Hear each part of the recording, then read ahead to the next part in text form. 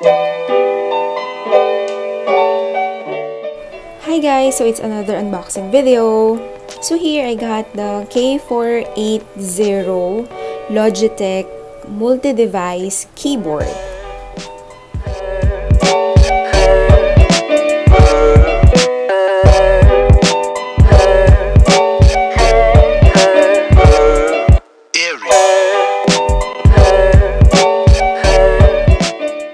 So open na natin guys yung box. So, ito yung nasa loob niya. So, the keyboard itself. Sobrang ganda ng color, yung pagka-black plus yung accent na yellow-green.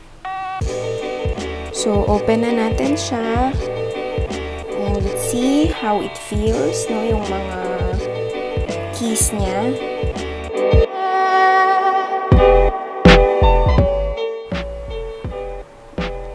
So, yung feel niya guys, sobrang lambot.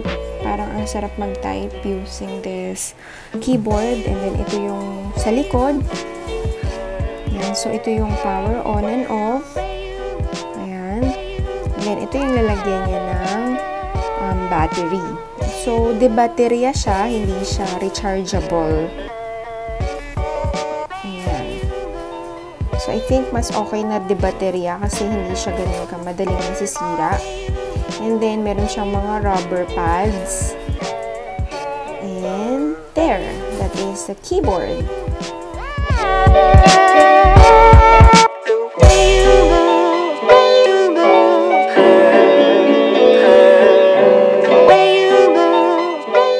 So, check pa natin kung ano pa yung mga nasa loob nitong box.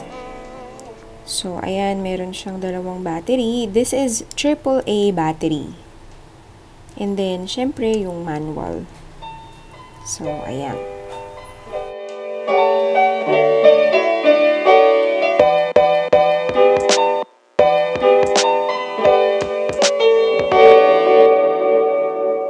Thinking of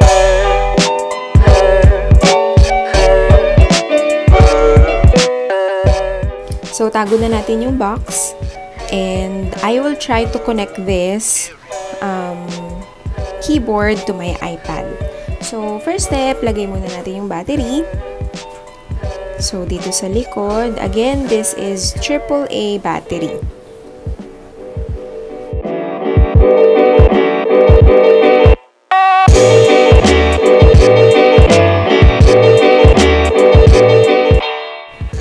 Tapos, pag nalagay na yung battery, ito turn on mo and makikita mo na iilaw na siya. So, sarado na natin to. And let us now try to pair this keyboard to my gadgets.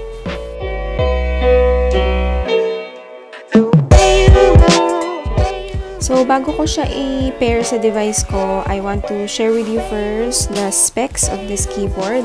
So, you can see this in the Logitech website. So, this device has two colors. It has black and white. Parang maganda din yung white actually, kaso medyo madumihin. So, ito yung features niya. Ayan, you can type on anything. This is a universal keyboard. And then, you can switch easily. Later, I'll show you kung paano yung pag-switch from one device to another. And then, pwede siyang pang Windows, pwede siyang pang Mac. And meron na din siyang lagayan ng iPad mo or ng cellphone mo. So, here's the size or the dimensions, yung sukat niya, and also the system requirements para mas ma-pair mo siya ng maayos doon sa gadget mo. So, andito na din yung technical specifications and yung laman ng package. So, ito na nga guys, I'll be pairing this keyboard to my gadget. So, I have here my iPad. So, ang una nyong gagawin is, ayan, you will have to make sure na pupunta ka muna dun sa Bluetooth setting ng iPad mo. And then, meron siya ditong pang Windows saka pang iOS na i-click. So, ang i-click natin dahil i-prepare ko siya sa iPad is yung iOS. So, makikita ninyo na iilaw siya, no? And then, ito, iikot mo siya or itatapat mo yung button na to sa number. So, like, ibig sabihin, ito yung first gadget, second gadget, and third gadget.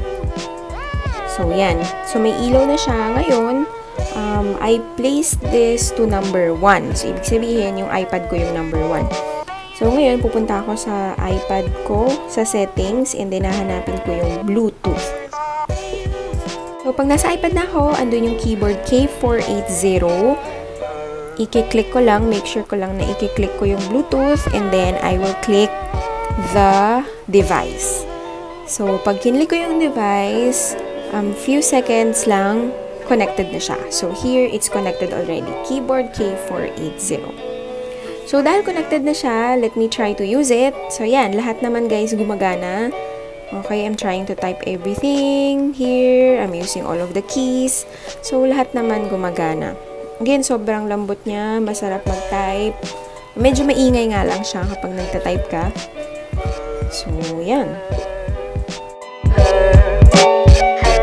So, that is for the iPad. Now, let me show you kung paano naman siya sa PC. So, I have here my PC. I will go to settings and look for the devices and Bluetooth. Notice, hindi pa siya naka-pair. So, ang gagawin ko is i-click ko lang yung add Bluetooth or other devices. So, here, kailangan, again, dahil nakakonect siya, yung number 1 is nakakonect sa iPad ko, ililipat ko siya sa number 2. Which means, yung number 2 is my PC or my desktop. So, dahil tatlo siya, pwede ko pa siyang i-pair sa isa pa. For example, sa cellphone ko. So, ano yung i-click natin? So, kung kanina, click natin yung iOS for my iPad, ang i-click natin yung isa, yung nasa left, yung PC. So, pag na-click na natin siya, I'll go to my PC again, and then click add Bluetooth or other device. So, yan. I-click ko lang yung Bluetooth, and then hanapin mo ulit yung keyboard K480. So, click that, and then meron kang makikitang pin. So, ang gagawin mo lang is try to type the pin using the keyboard, and then press enter. So, pagka-press ng enter, eto na, your device is ready to go. So, na-connect na natin yung keyboard natin sa PC natin. So, when you exit that, ayun, makikita nyo na yung keyboard K480 connected to your PC. So, yan. So, try natin siya. So, for example, tatry lang ako na mag-type. Okay, so try natin kung mag-work ba siya.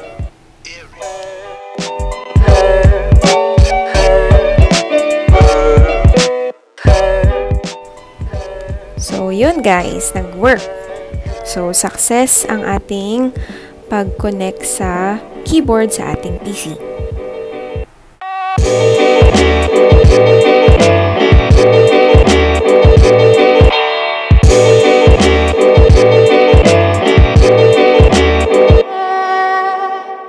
So, ngayon, ayan, may kita ninyo na nakalagay siya sa number 2. So, try natin siyang ilagay sa number 1. Remember kanina, nakakonect siya sa iOS. At kapag kinlik mo or tinapat mo siya sa 1, iilaw yung iOS. So, kahit na anong gawing type ko, hindi siya gagana. Kasi again, ang nakakonect ay yung iPad ko. So, kailangan lang careful kayo. So, and lagi ninyong i-check kung saan siya nakatapat. Kung sa 1 ba or sa 2. At dapat naalala ninyo kung ano yung device na nakakonect sa number na yun. So, try natin. Ito, nakakonect yung iPad ko. So, yung sa number 1. Ayan. So, there. So, gumagana naman siya, guys. Ayan, nakakonect siya sa number 1. So, let's try to put it sa number 2. Yan, hindi siya gagana. Kasi again, ang nakakonect ay yung PC. So, pag nagtatype ako, sa PC siya lumalabas. So, there.